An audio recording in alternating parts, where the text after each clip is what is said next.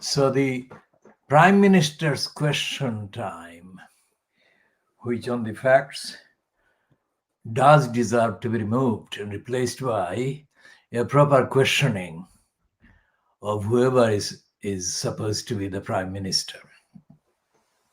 Because despite the absolutely increasing number of evidence-based acknowledgement by the previously Johnson peddling parts of Fleet Street, that Johnson is not up to it, not up to the task. Keir Starmer failed to represent even 10% of that, temporary, but factual consensus that Johnson is not up to it and needs to be replaced and removed from that post. But quite apart from that, quite apart from the fact that Starmer failed to maximize the topicality of the consensus, as I said, however temporary that is, about the fact that Boris Johnson is not up to it.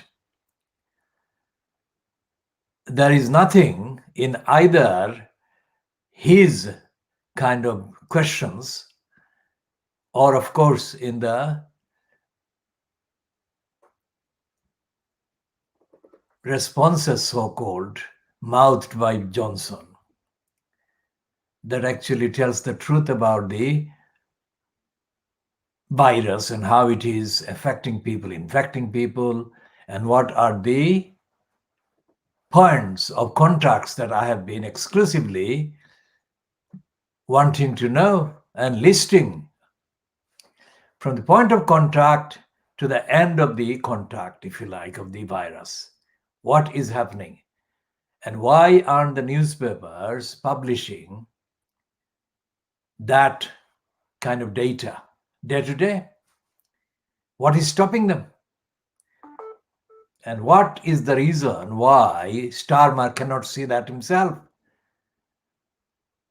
The whole exchange, and it was kind of gleefully recycled by a new thing called Left Bible, which we shall be discussing in due course another time. Left Bible is a kind of online recycling thing that actually continuously puts out all kinds of things that are not necessarily left, but these people, whoever is behind this, are under the misapprehension that anything that is not Tory constitutes left. It is not. And as the evidence shows, Starmer is not by any means representative of objectively definable left approach to things. So we shall be discussing that inadequacy and others, including going back to Sunday and looking at the Sunday Times in context, because the Sunday Times is kind of boasting about causing changes to be made by a particular business in this country, and it calls it good reporting. Now, we are looking at that in the context of and against the background of the private eye diagnosis of Fleet Street, or denunciation of Sunday Times, sister paper, The Times, which in its obituary mounted a comprehensive attack on Harold Evans on behalf of Rupert Murdoch. So we shall be talking about good reporting and how the Sunday Times actually understands good reporting and what it actually does itself in terms of practicing good reporting. This is a shorter version of the part C. We shall be returning in the next 10 minutes or so with part D of the world exclusive Khoodeelaar campaign Diagnosis of the Media in Fleet Street. And the actual focus being, although we call it the world exclusive Diagnosis of Fleet Street, we actually cover all the English language kind of platforms, mainstream platforms in the USA, in the UK, of course, obviously, and in the rest of Western Europe. And by implication and by extrapolation, we also include the role being played by the imitations of Thomas Babington Macaulay's kind of descendants, if you like, or disciples.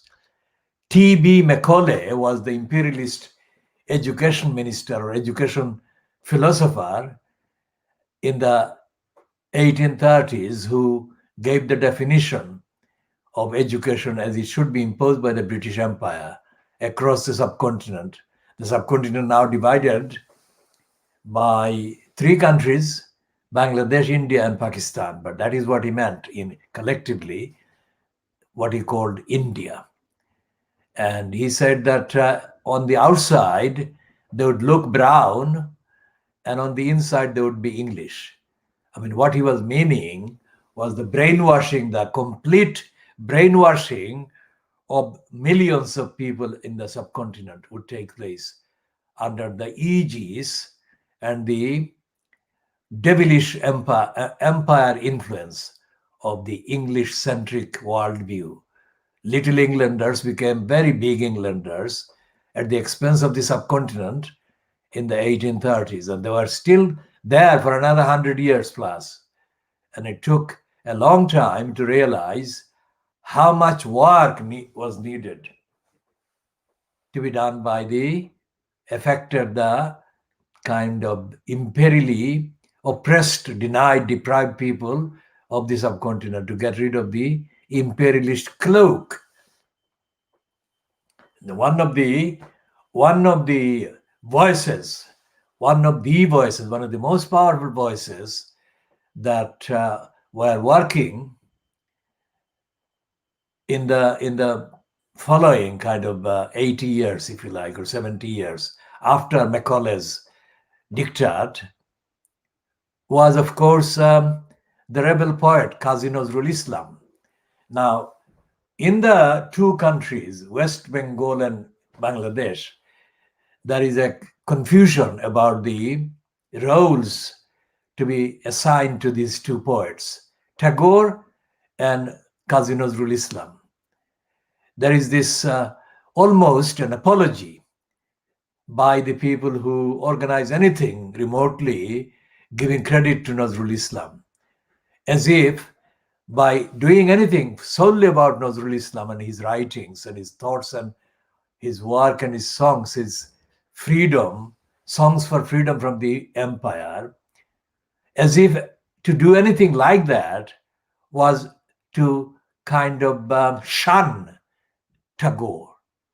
That should not be the case. Tagore, with his own originality, should be celebrated in his own way, not being made conditional on somebody else being celebrated or not. And likewise, Nazrul should be treated as a unique voice and should not be made dependent on whether another person, another contemporary, slightly kind of older, or another contemporary writer or thinker or composer or lyricist should be kind of simultaneously remembered and recognized along with him. Nazrul's genre and his actual field of philosophy and activities very different from Tagore's. Very, very different from Tagore's. And that should be recognized. Without that recognition, all pretense about respecting Nazrul Islam gets exposed as phony and completely false and unjustified. Nazrul Islam was the voice, literary voice, in songs and lyrics, who made an emphatic plea and call. And it was absolutely popularly kind of devised. He wrote in popularly understandable kind of melodies, and also slightly less understandable ones, but equally appealing. For example, Shikol Pora, Chol re moder Shikol Pora Chol. এই শিকল পরে শিকল তোদের করব রে বিকল. It's absolutely clear statement to the people who sent him to prison, kept him in prison, put him in prison, the imperialists. And he said, শিকল পরা শিকল তোদের করব রে বিকল. এই শিকল পরে শিকল তোদের করব রে বিকল. That is absolutely typical Nazrul Islam, very clear indeed. And that voice resonated with so many people, and it is still resonating with anyone who cares to think about the significance of his work and thinking, and its impact on life, liberating ideas about life even now, and it will be for a very long time to come.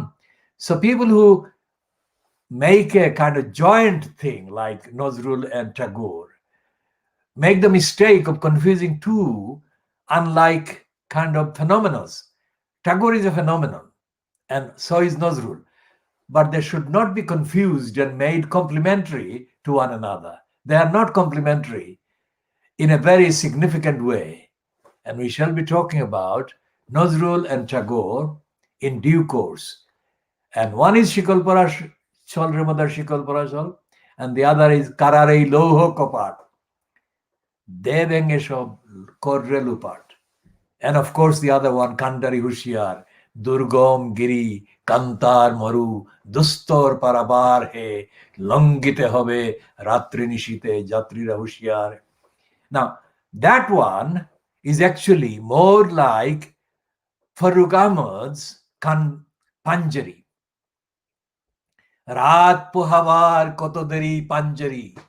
This is the kind of similarity that some of the people who are in denial of Nazrul's genius and in denial of the genius of Farrukh Ahmad, they are making a serious mistake, and that is not enhancing the cause of learning and education and liberating the mind and thought. So we'll be coming back with part 4 in the next 10 minutes.